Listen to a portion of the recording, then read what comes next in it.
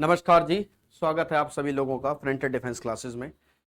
मैं सुशांत कुमार शर्मा। जैसा कि हमने कहा था कि हमने एक मुहिम शुरू की है कि जीएस की समस्या को जड़ से उखाड़ा जाए सीडीएस सीपीएफ के लिए, और मैं हर बार उस बात को बताता रहता हूं कि ये थोड़ा सा अलग है मामला। ठीक है, अब संस्थानों ने इसको मिला दिया वो बात अलग है, ये एक लेवल से जीएस जो है हमारी पूछी जाती है। लास्ट मैंने एक क्लास ली थी जिसमें मैंने आपको भारत के नामों के विषय में बताया था कि भारत के नामों का क्या इतिहास है, किस नाम के पीछे क्या वजह है।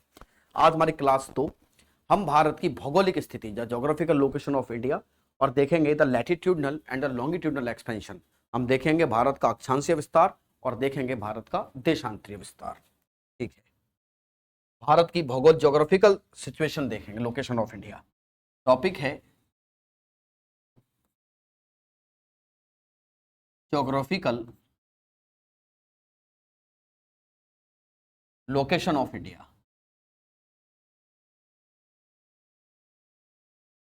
ज्योग्राफिकल लोकेशन है ना। इसी के सब टॉपिक के रूप में हमें क्या देखना है, भारत का अक्षांशीय और देशांतरीय विस्तार। भारत का अक्षांशीय, लैटिट्यूडनल,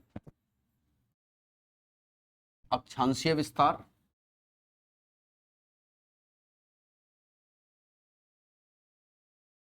और देखेंगे भारत का देशांतरीय विस्तार। भारत का देशांतरीय विस्तार, द लॉन्गिट्यूडनल एक्सपेंशन, देशांतरीय विस्तार। चलिए साहब, कहानी में आगे बढ़ने से पहले आप अपने थोड़ा से ग्लोब को देखिए, क्योंकि ज्योग्राफी में पृथ्वी के लिए जिस शब्द का इस्तेमाल हुआ है उसे ग्लोब कहते हैं। क्या कहते हैं?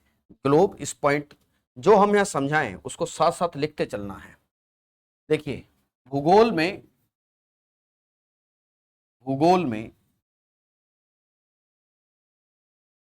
पृथ्वी के लिए ग्लोब शब्द का इस्तेमाल हुआ है। पृथ्वी के लिए किस वर्ड का इस्तेमाल करते हैं? ग्लोब शब्द का। के लिए ग्लोब वर्ड का, ग्लोब शब्द का इस्तेमाल है, ग्लोब शब्द का यूज किया जाता है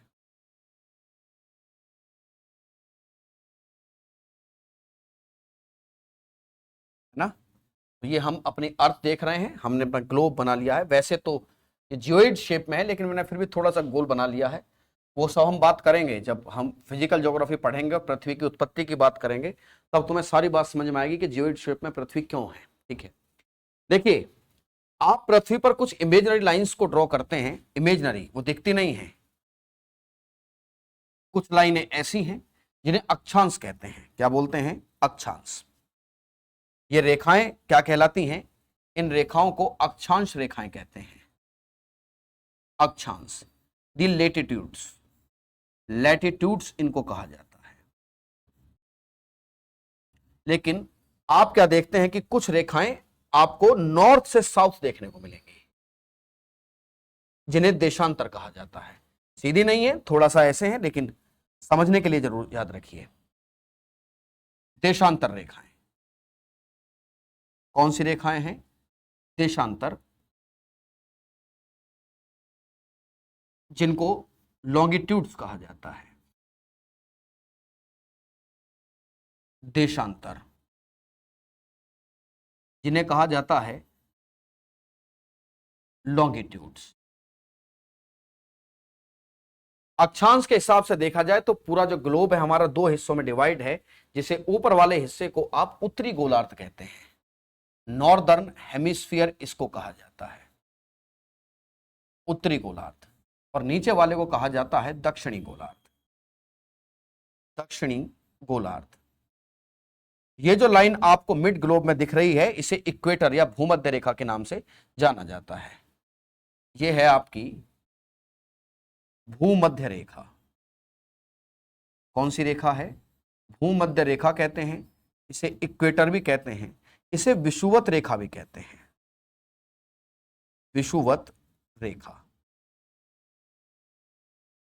अब इस पूरे ग्लोब में अगर आप अपनी इंडिया की लोकेशन को देखोगे तो देशांतर के हिसाब से भी देखनी पड़ेगी। तो इस वाले जो देशांतर है ये ईस्ट दिशा है, कौन सी है, ईस्ट।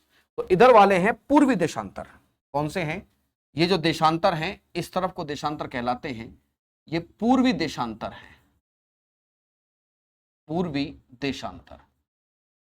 दी ईस्टर्न लॉन्गिट्यूड्स क्या कहलाते हैं, ईस्टर्न लॉन्गिट्यूड्स। और ये वाले देशांतर कहलाते हैं पश्चिमी देशांतर, पश्चिमी देशांतर इनको कहा जाता है, पश्चिमी देशांतर। ये ईस्टर्न लॉन्गिट्यूड्स हैं, ये वेस्टर्न लॉन्गिट्यूड्स हैं। भारत की स्थिति को अगर ड्रॉ किया जाए तो भारत कंप्लीटली यहां पर है,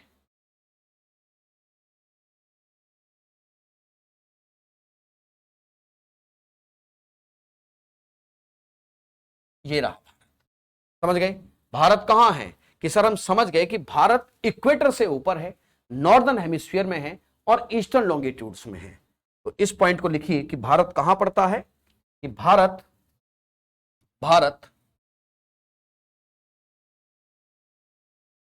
उत्तरी गोलार्ध में। कहां पड़ता है साहब, भारत पूरी तरीके से उत्तरी गोलार्ध में है, नॉर्दर्न हेमिस्फीयर में। कहां पड़ता है साहब, नॉर्दर्न हेमिस्फीयर में है, द नदर्न हेमिस्फीयर, है ना। और उसके हिसाब से देखेंगे लॉन्गिट्यूड्स के हिसाब से तो ईस्टर्न लॉन्गिट्यूड्स में है। कहां पड़ता है, ईस्टर्न लॉन्गिट्यूड्स में, ईस्टर्न लॉन्गिट्यूड्स में है। उम्मीद करता हूं यह बात आपको यहां तक समझ में आई होगी। बहुत ध्यान से देखिए तो एक बात एकदम स्पष्ट हो जाती है कि सर कहीं ना कहीं बात यह है कि कुछ लैटिट्यूड्स इंडिया से गुजरते हैं और कुछ लॉन्गिट्यूड्स इंडिया से गुजरते हैं। और यही हमारा जो टॉपिक बन जाता है, the latitudinal and the longitudinal expansion of India. कौन सा, the latitudinal expansion and the longitudinal expansion of India. तो सबसे पहले हम जिस टॉपिक की बात करेंगे, the latitudinal expansion of India, Bharat का अक्षांशीय विस्तार। कौन सा विस्तार, अक्षांशीय विस्तार, भारत का अक्षांशीय विस्तार, latitudinal expansion of India, latitudinal expansion of India.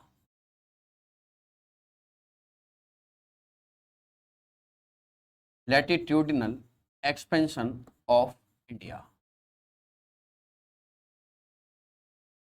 देखिए सबसे नीचे है इक्वेटर, इक्वेटर से आप 876 कितना 876 किलोमीटर ऊपर चलेंगे तब आप भारत में पहुंचते हैं। कहां पहुंचते हैं, भारत में। एक बार मैप तो बनाना ही पड़ेगा।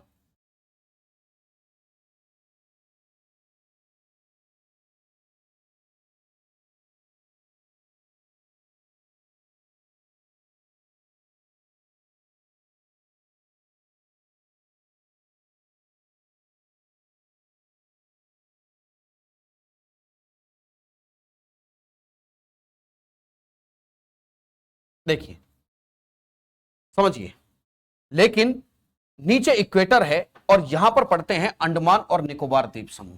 कौन से द्वीप समूह है, अंडमान और निकोबार इस तरफ है, अंडमान और निकोबार। अंडमान नॉर्थ में पड़ते हैं और निकोबार साउथ में है। अंडमान ऊपर हैं और निकोबार क्या पड़ते हैं, साउथ में।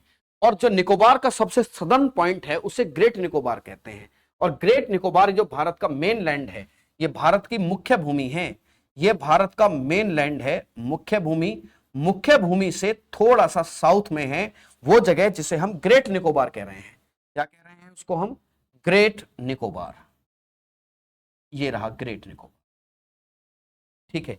तो ये क्या है, इक्वेटर से ऊपर। पहले इस बात को आप लिख दीजिए कि भारत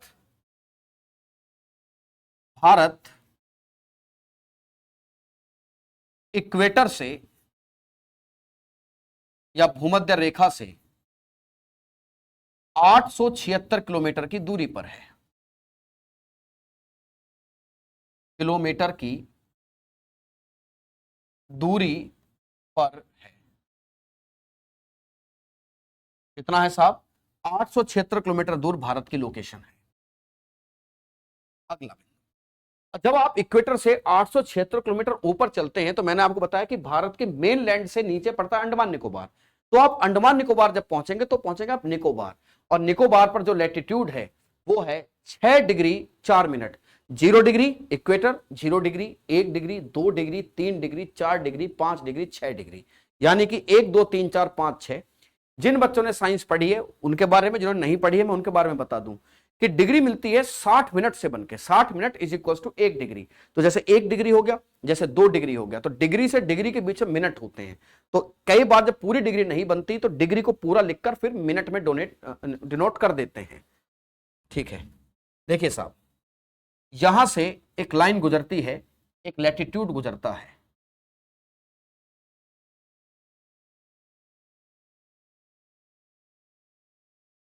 ये रहा, इस लैटिट्यूड को कहा जाता है 6 डिग्री 4 मिनट नॉर्दर्न लैटिट्यूड। कौन सा है? ये है 6 डिग्री 4 मिनट नॉर्थ लैटिट्यूड। ठीक है, यहां से आप ऊपर चलिए, आप पहुंचेंगे तमिलनाडु। कहां पहुंचेंगे? तमिलनाडु, जो कन्याकुमारी है। कौन सी जगह है? कन्याकुमारी। आप नया लैटिट्यूड ड्रॉ करेंगे, दैट इज 8 डिग्री 4 मिनट। कौन सा है? 8 डिग्री 4 मिनट। ठीक है, 8 9 10 11 12 13 14 15 16, इस तरीके से जाते जाते आप कहां पहुंचेंगे? आप पहुंच जाएंगे इक्वेटर। कहां जाने वाले हैं आप? इक्वेटर। इक्वेटर, ये इक्वेटर है जो 23.5 डिग्री नॉर्दर्न लैटिट्यूड में है। कौन सी जगह है ये? That is equator, 23.5 degree north latitude. इसे कर्क रेखा, कौन सी रेखा है? कर्क रेखा, जिसे इक्वेटर कहा जाता है। इक्वेटर नहीं, ट्रॉपिक ऑफ कैंसर। इक्वेटर ही जुबान पर रटी हुई है। क्या बोलते हैं? Tropic of cancer. Tropic of cancer. 23.5 24 25 26 27 28 29 30 31 32 33 ज्यादा 37 डिग्री तक आप जाएंगे। कहां जाएंगे? 37 डिग्री 6 मिनट। कहां जाना है आपको? 37 degree 6 minute. 37 degree 6 minute northern latitude.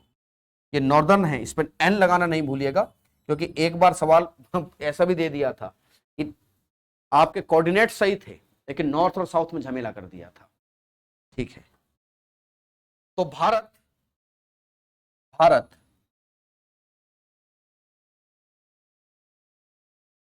का दक्षिणतम बिंदु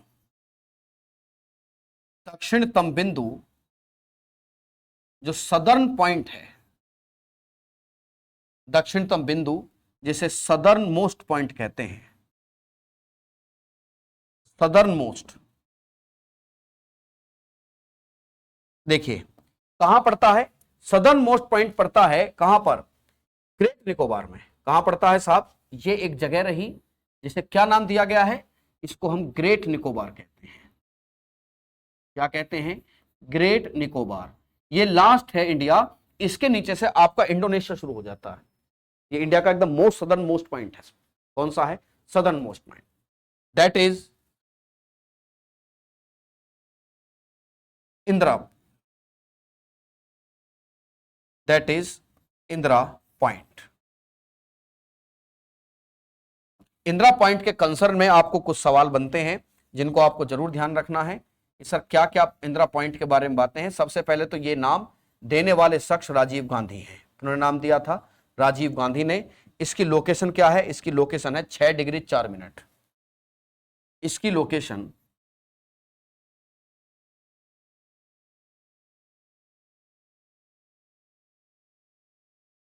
6 degree 4 minute northern latitude, great Nicobar.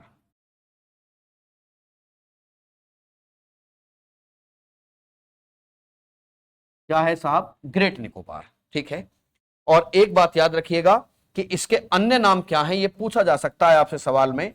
इसी को क्या बोलते हैं? इसी को पार्सन पॉइंट कहते हैं। इसके अन्य नाम हैं, इसके अदर नेम है पार्सन पॉइंट। कौन सा point? Parson Point, Parson Point, Parson Point. ठीक है।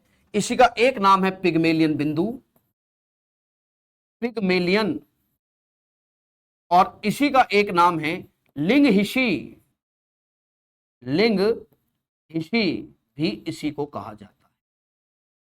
तो भारत एकदम मोस्ट सदर्न जो शुरू होता है वो 6 डिग्री 4 मिनट नॉर्दर्न लैटिट्यूड से शुरू हो जाता है। आप इसके ऊपर जाएंगे, आप तमिलनाडु पहुंचेंगे, जहां कन्याकुमारी मौजूद है। क्या मौजूद है? कन्याकुमारी। यहां पर मौजूद है साहब कन्याकुमारी। ये तो इंदिरा पॉइंट हो गया, इसको लिख लीजिए। ये है इंदिरा पॉइंट। कौन सा point? Indira point.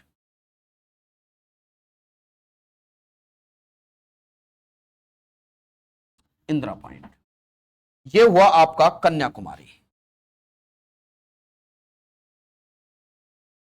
Kanyakumari diagram से एकदम क्लियर है कि ये जो कन्याकुमारी है इसकी location sir 8 degree 4 minute northern latitude. देखिए इस बात को, भारत की मुख्य भूमि पर, भारत की मुख्य भूमि पर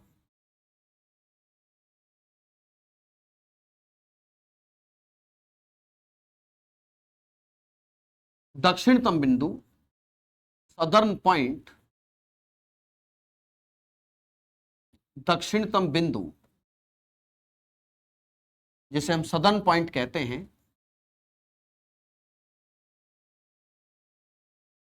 सदर्न पॉइंट क्या है साहब? ये कन्याकुमारी है। कौन सा है सरकार? कन्याकुमारी। कौन सी जगह है? कन्याकुमारी।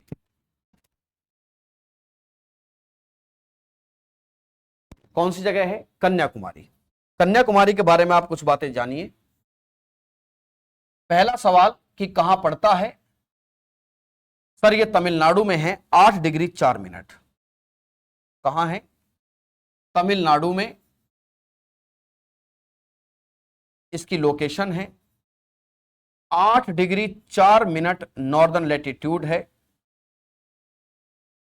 यहां पर 3 समुद्रों का पानी आपस में मिलता है।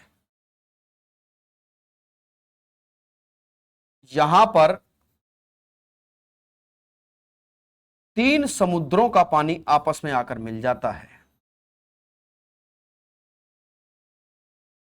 इसका पानी, 3 समुद्रों का पानी आपस में मिलता है। कौन सा? The Indian Ocean, bay of Bengal और अरेबियन सी। हिंद महासागर, इंडियन ओशन,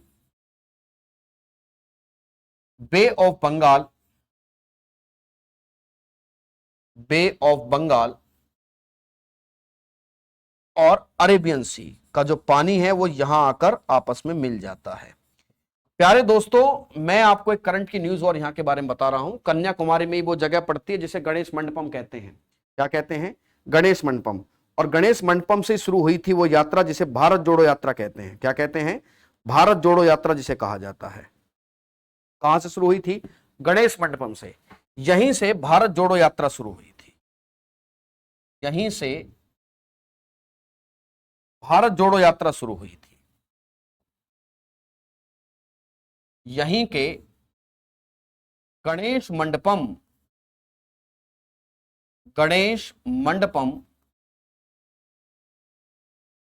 नामक स्थान से, करंट का सवाल है याद रखिएगा, स्थान से भारत जोड़ो यात्रा शुरू हुई थी। कौन सी यात्रा? भारत जोड़ो यात्रा। क्लियर है बात? उम्मीद करता हूं ये पॉइंट आपको एकदम क्लियर हो गया होगा। इसका नाम है भारत का अक्षांशीय विस्तार। कौन सा विस्तार? अक्षांशीय विस्तार। 8 डिग्री 4 मिनट से आप ऊपर की तरफ जब चलेंगे तो आप, मैंने आपको बताया था कि आप कर्क रेखा पहुंच जाएंगे। कहां पहुंच जाएंगे? कर्क रेखा। कर्क रेखा से ऊपर चलिए, आप 37 डिग्री 6 मिनट पहुंचेंगे, जो भारत का एकदम उत्तरी बिंदु है। कौन सा है? उत्तरी बिंदु। देखिए भारत का सबसे उत्तरी बिंदु,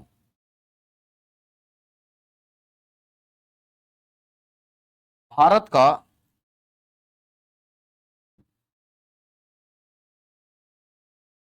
सबसे उत्तरी बिंदु, सबसे उत्तरी बिंदु 37 डिग्री 6 मिनट है। दोस्तों इसको इंदिरा कॉल कहते हैं। क्या कहते हैं? इंदिरा कॉल। यहीं पर एक सवाल बनता है कि सर कॉल क्या होता है, इसको मैं बना दूं ऊपर तो सही रहेगा थोड़ा सा। इंदिरा कॉल,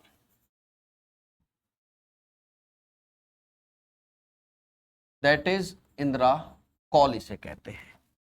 क्या है इंदिरा कॉल, जानिए। कॉल क्या होता है? कॉल दो पर्वतों के बीच, दो पर्वतों के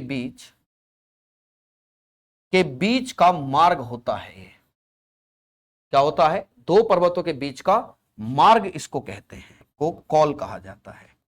और प्यारे दोस्तों इसी कॉल को लोकल लैंग्वेज में ला कहा जाता है, जैसे चिपकीला, जैसे बड़ा लाचाला, जैसे नाथुला, जैसे बोमटीला, इसे लोकल लैंग्वेज में ला कहते हैं। इसको ही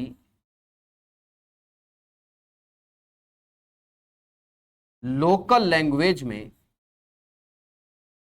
जो स्थानीय भाषा है, लोकल लैंग्वेज में इसे ला कहा जाता है। क्या कहते हैं? लोकल लैंग्वेज में इसको ला कहते हैं। और ला माने दर्रा, डगवास माने की भूमि, ला डगवास लद्दाख। कौन सा? ला डगवास मतलब लद्दाख, ला की भूमि, दर्रों की भूमि, ला डगवास। ठीक है, उम्मीद करता हूं यह बात आपको समझ में आ गई होगी कि कॉल क्या होता है। इसे लोकल लैंग्वेज में ला कहा जाता है। कुछ ला का उदाहरण है आपके पास, जैसे शिप की ला। क्या है एग्जाम्पल? शिप की ला, जैसे बोमडीला, बोमडीला। बोले साहब बात समझ में आई? तो यह है हमारे भारत का अक्षांशीय विस्तार। और भारत उत्तर से दक्षिण 3214 किलोमीटर लंबा है। याद रखिए कि भारत उत्तर से दक्षिण 3214 किलोमीटर लंबा है।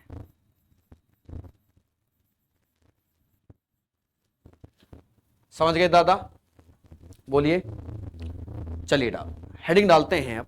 द लॉन्गिट्यूडनल एक्सपेंशन, जो देशांतर है, जो नॉर्थ से साउथ खींचे गए हैं, देशांतरीय विस्तारों की क्या कहानी है? भारत का देशांतरीय विस्तार, भारत का देशांतरीय विस्तार।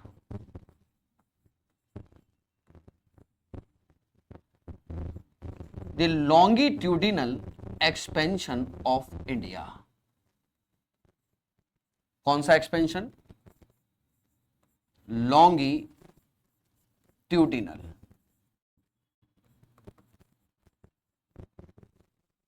Longitudinal expansion.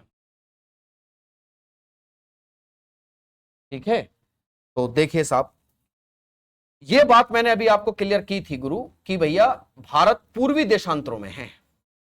कहां पड़ता है? पूर्वी देशांतरों। तो अभी आप भारत को केवल उतना ही बना लीजिए जितने भारत की हमें यहां जरूरत पड़ने वाली है, तो पूरे भारत जरूरत नहीं पड़ेगी।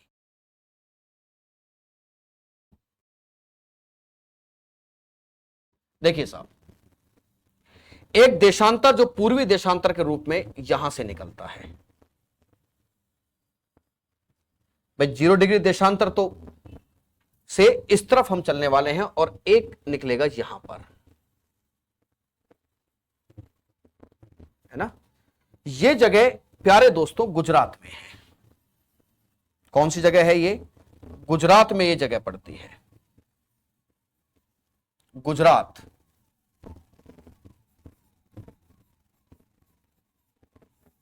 और ये जगह है अरुणाचल। कहां है साहब? अरुणाचल में है। इस जगह का नाम है राजहरकीक।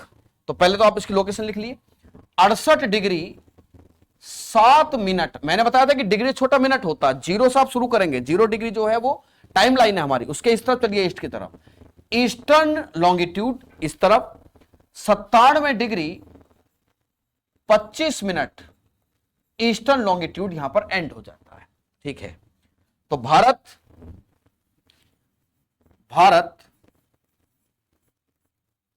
68 डिग्री 7 मिनट ईस्टर्न लॉन्गिट्यूड से 97 डिग्री 25 मिनट ईस्टर्न लॉन्गिट्यूड तक 2933 किलोमीटर लंबा है। 2933 किलोमीटर लंबा है साहब। बात क्लियर हुई? देखिए, अब हम देखते हैं कि कौन से इसके बिंदु कहां कहां पड़ते हैं। यह भारत का पश्चिमी इलाका है जहां गुजरात है। यहां पर मौजूद है राजहरकीक।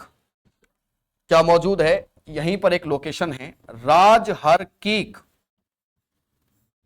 राजहरकीक यहीं पर मौजूद है एक लोकेशन जिसे गोहर माता भी कहते हैं। क्या कहते हैं? गोहर माता। यहीं पर मौजूद है नारायण लेक। आपको कुछ भी नाम लिखा मिले कंफ्यूज मत होना, ये सब एक ही चीज है ना। ये क्या है? ये पश्चिमी बिंदु हैं। कैसे बिंदु हैं? ये तीनों ही भारत के पश्चिमी बिंदु हैं। पश्चिमी बिंदु, ये भारत के पश्चिमी बिंदु हैं जो गुजरात में पड़ते हैं। कहां पड़ते हैं? गुजरात में। अब आइए अरुणाचल प्रदेश में। एक जगह है जिसका नाम है किबुथु, जिला अंजाव, अरुणाचल प्रदेश। जब आप पूरी क्लास देख लेंगे तो कमेंट करके बताना अंजाव जिले का किबुथु विलेज करंट अफेयर्स के पॉइंट ऑफ व्यू से किस बात को लेकर चर्चा में है। कौन सा है साहब? किबुथु। किबुथु कहां पड़ता है? जिला अंजाव, अरुणाचल प्रदेश। कहां पड़ता है? जिला अंजाव, अरुणाचल। तो यह है भारत का देशांतरीय विस्तार। ठीक है, अगली क्लास में हम चर्चा करेंगे कि भारत से गुजरने वाली कर्क रेखा और उसके बारे में महत्वपूर्ण तथ्य और भारत की समय रेखा के बारे में। ठीक है, धन्यवाद, जय हिंद।